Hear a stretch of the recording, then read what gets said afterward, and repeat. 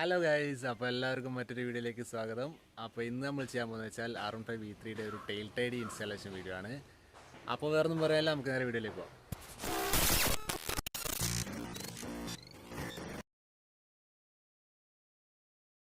ആദ്യം നമുക്ക് ഈ സ്റ്റോക്ക് ടെയിൽ അയച്ചെടുക്കണം. അപ്പോൾ അതിനെന്താ ചെയ്യേണ്ടത് വെച്ചാൽ സീറ്റ് അയക്കണം. സീറ്റിൻ്റെ ഇത് എവിടെ